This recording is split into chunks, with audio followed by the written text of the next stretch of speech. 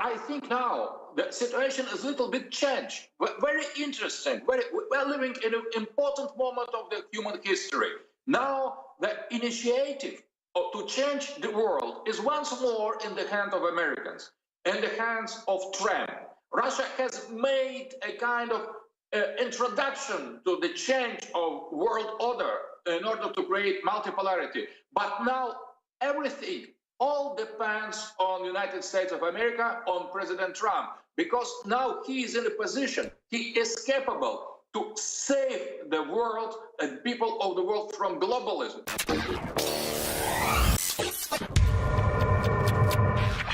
Ladies and gentlemen, we're here in Austin, Texas, broadcasting worldwide, and our guest is joining us from Moscow, Russia, Aleksandr Dugin.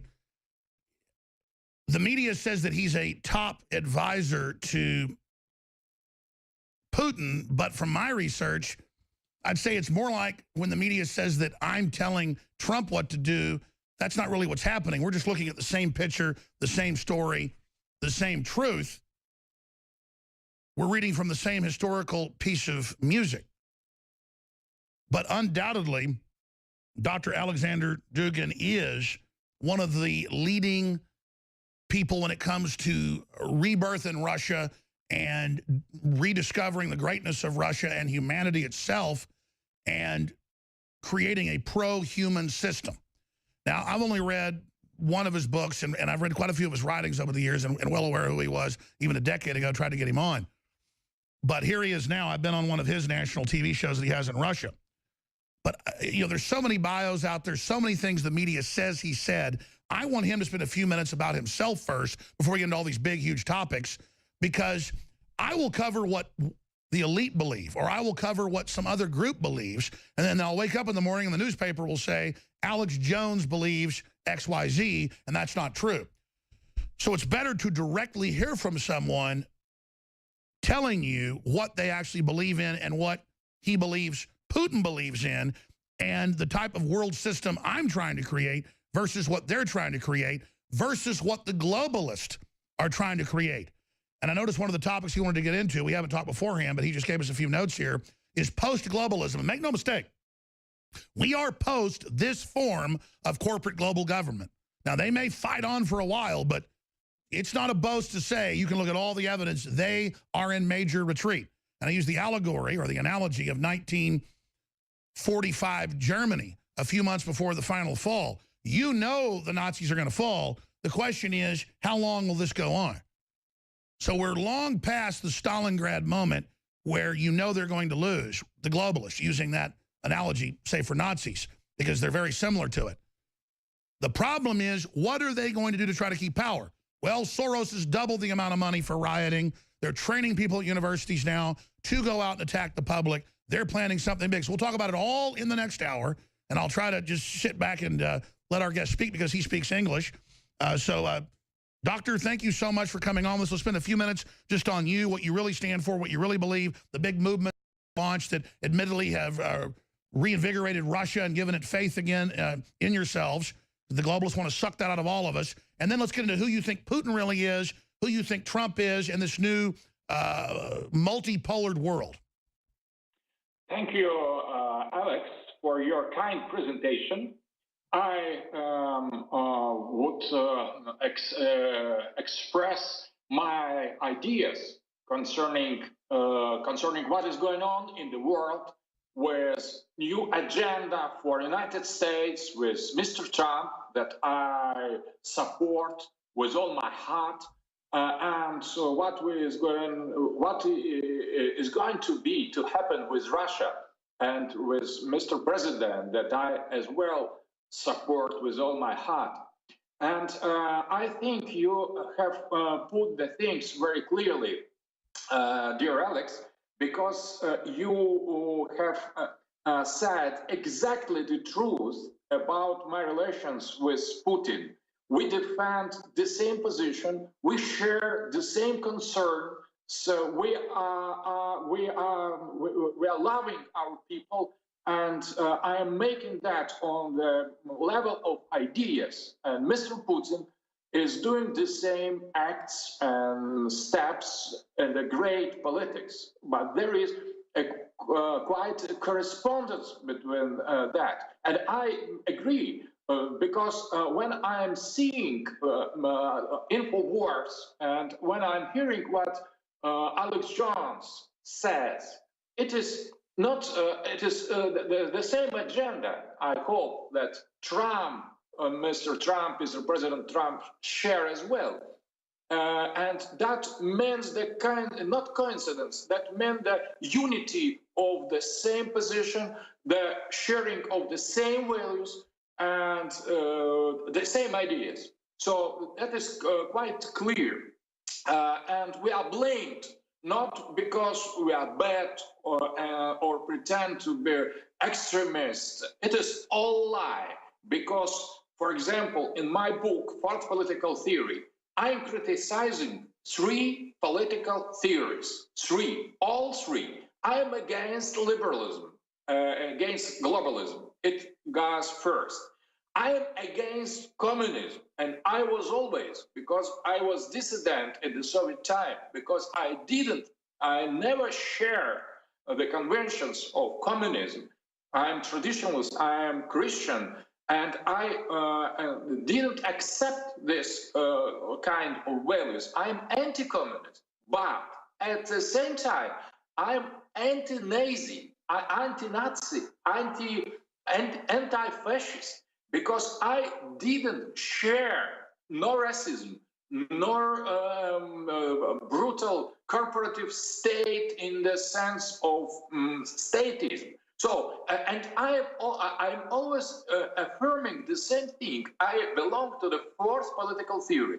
And when they try to present myself as a kind of extremist or communist or fascist, it is absolute lie. So it's sure, as I've actually read your writings, you'll explore each avenue of those and show the problems of how they're all basically failed systems, centralized. We have to go back to our primal natures, basically. I just know this: Trump wants justice, and he doesn't want wars with countries that aren't getting in our business and attacking us. And he can see the real world and see that an alliance with Russia and with European countries and with the UK and with Japan and others against some of the other countries that are trying to expand and actually threatening people's the way to go, instead of globalists using America as a tool of world domination. That's why they're so mad at Trump. Can we speak specifically, since you bring it up, the post-globalist world, where you think we are? But first, can you speak then, knowing Putin, obviously, and seeing the distortions in the press, why Vladimir Putin is so popular in Russia and around the world, and what he really stands for? My introduction was important because I would like to stress that I am simply realist, as well as you, Alex, as well as Mr. Trump and Mr. Putin. First of all, realism. Realism doesn't mean nationalism. Realism doesn't mean some ideology. Realism, it is considering the sovereignty of the people, of the nation, as the highest value. And that is completely anti-globalist agenda. Exactly, because Trump's a known realist. You're saying Trump's a realist, you're a realist, I'm a realist. We should celebrate sovereignty and nationalism and cultures and work together and not try to conquer each other. I mean, what you're saying is just common sense. There's been a sickness of this globalist attempt to conquer all cultures and destroy them. So this is a human right to resist this common enemy. Absolutely. And what is important in this sovereignty, national sovereignty, state sovereignty, is the form to defend identities. The identities can be different. They could coincide or not coincide, but that doesn't mean necessarily the war or the conflict. We could accept the differences in the positive way. Americans and Russians are different. Europeans and Americans and Russians are different. The people of the other countries. And we shouldn't have to accept some global system, much less who programs what we're supposed to be. It's not just that we should all, quote, work together. They want us to give up our identity and then take something on. And when you study what we're taking on, it's cultural death. Absolutely. And globalists, they try to make a kind of pacifist dream, killing the country, killing differences. We need to affirm our identities, and that is the way to understand each other, to understand. That is position of Putin as well. He is not imperialist. He is not fanatic. He has no idea to invade no country. In fact, I notice how humble he is. He's always saying, America is more powerful. Okay, you're great. We just want our right to be here. And I think that now we are in the situation where there is not anymore a kind of hostility between our countries. I would say I was anti-Americanist, anti-American during the government of Obama, of Bush, not because I don't like Americans. I was in America once, in Washington, and I like America. I love America, but I hate the globalist agenda. And sure, if America's been conquered by globalists, which we're starting to try to stop, then you have to rally your people through nationalism to defend yourselves. Yes, so now we understand, everybody in Russia, now we understand that America was hijacked by a globalist sect, and Trump is restoring American dignity. And we stop immediately to hate America, immediately, because that wasn't America that we hated before. It was globalist elite. And now we see that half and more, the majority of American population, as well as against this globalist sect. And that makes globalism the problem of each country, each people. We are as well under attack of globalists, as well as you. And we need to be united concerning our differences. And I think that the real multipolarity could lead to cooperation, to the friendship between different countries and different people. But we need, absolutely, we need to fight our common enemy. And before we had a deal, we have dealt with Mr. Soros that tried to overthrow our government, tried to create a color revolution in our country. And by the way, for new listeners and viewers, because the media is going to grab this and twist it, he brags on CNN he overthrew Ukraine. He brags he's trying to overthrow Russia. He brags he has hundreds of NGOs, non-governmental organizations doing it. That's so crazy. Then Trump says, no, we're not going to do that. And they go, you traitor. But it's the very same foundations trying to overthrow America. This is a global disease, and Russia threw off the oligarchs that we're trying to throw off. That's the solidarity. And that's why the globalists hate Russia. They hate America. And Japan is hungry to throw off the oligarchs. Turkey, I know. You've been, in fact, we should bring this up later. You've been instrumental reaching out to Turkey with a deal with Russia to bring your cultures together and not be played against each other. So I want to talk about the larger geopolitical view, where you think this is going. But absolutely, looking at this, we have a clip from just last week or this weekend of Nancy Pelosi saying she wants to know what Putin's got on Trump. Well, I want to tell her, Trump doesn't want war with people that haven't done anything, plus people that have nuclear weapons, plus he's been advised by top generals that made secret deals that are now public. Cy Hirsch exposed it years after we did, that we made deals to begin taking out radical Islamic jihadists out of Saudi Arabia together and countermanded the globalist plan 4.5 years ago. So the beginning of the U.S. revolt didn't start with Trump. It started in our military, in our Christian military, not wanting to openly back al-Qaeda and ISIS. So that's the fissure. And then we started working with Russia. We first reported it 4.5 years ago. People didn't believe it. Now it's mainstream news. And so General Flynn and others are saying Russia wants to work with us. They're not a threat. Let's destroy the EU. It's unelected. It's evil. Let's free Europe. Let's have a bunch of trade. Let's get China under control. And let's actually have real peace. Now, we'll still have our militaries. We'll still have issues. I'm sure we'll still have problems. But we're not going to try to conquer Russia or vice versa. This is ridiculous. The globalists are attacking all our countries, trying to make us all poor. Let's get them off our back. Then if we want to kill each other later, that's our own issue. The point is that globalists are the big enemy. So I want to get your take on what do they have? Let's talk to the guy they call Putin's brain. He's not. He's like, I'm not Trump's brain. We just believe the same things. So we're synced up here. And so let's see what the top Democrat in Congress has to say, wanting an FBI investigation of the president. So okay. Yes, we'll play that clip in a moment. Go ahead, sir. No, we're going to play it in a moment. Go ahead, Alexander. My idea is that you are absolutely right.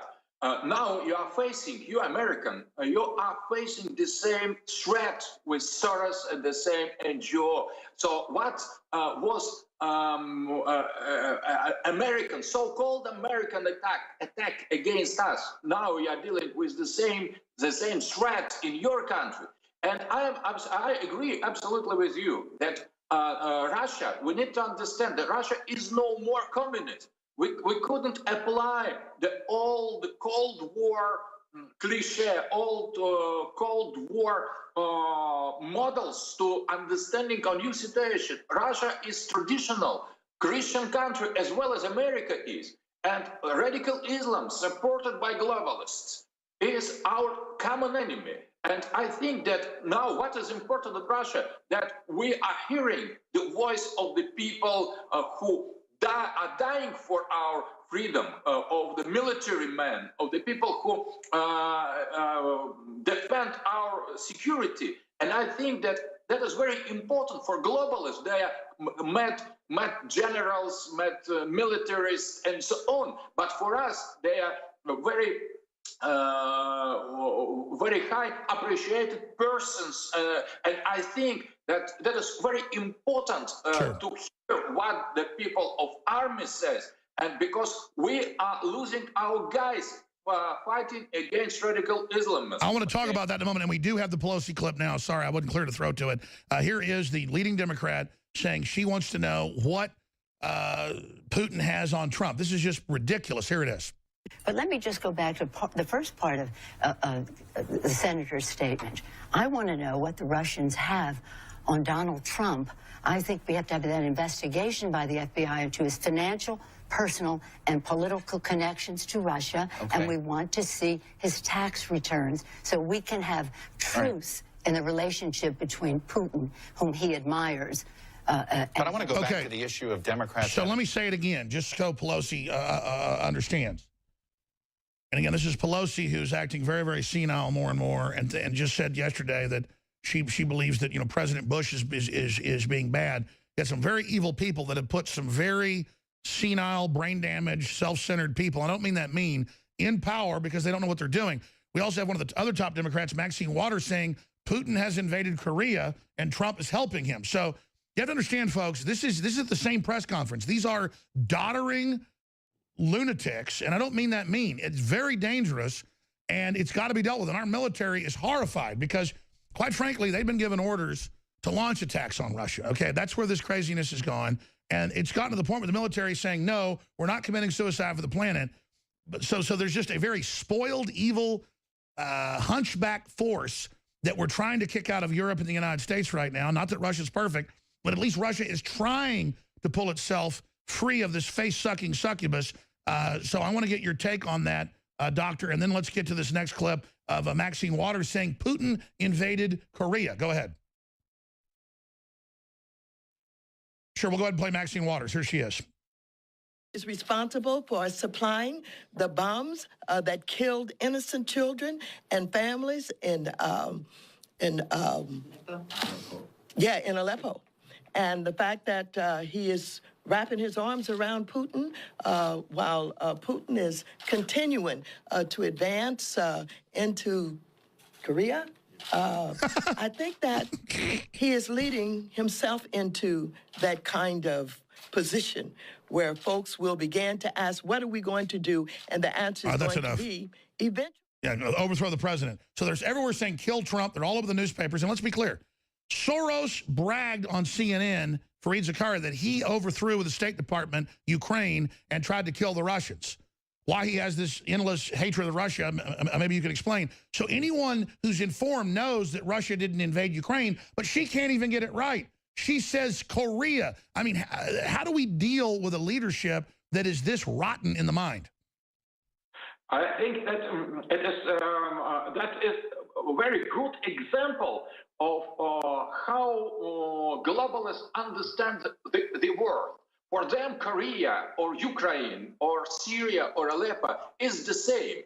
It is completely pure illusion. It is virtual for them. And they sent American people to die in the Near East as in a computer game. They have no responsibility at all for the people. They don't understand the history. They don't know geography. and they are speaking about Putin invading Korea. That shows how deep their knowledge is about Russia, about Putin, how deep the understanding of geopolitical world, of people, of geography. That is characteristic for globalists. They have the huge lack of culture. That's right, lack of culture, because they have no culture. They're trying to make us like them. And I've studied Russia some because it's so interesting, never been there, unfortunately. But Russia had so much land, that was its problem. Russia was never expansionist, sold us Alaska, was a friend of ours in the Civil War, until the globalists put the communists, the proto-globalists, out of New York and out of London, admittedly, put the communist in to take over your country and exploit it with the same social justice warrior brainwashing America's now going under. Yes, exactly.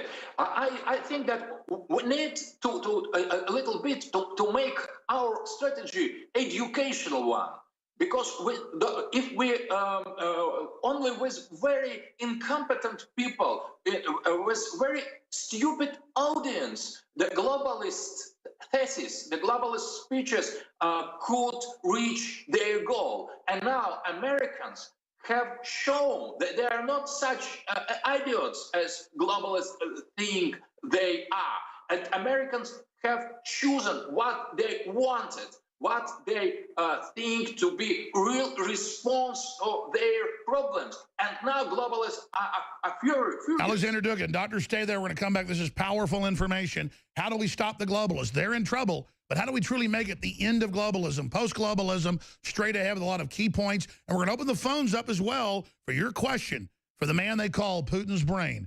We'll be right back. I'm Alex Jones.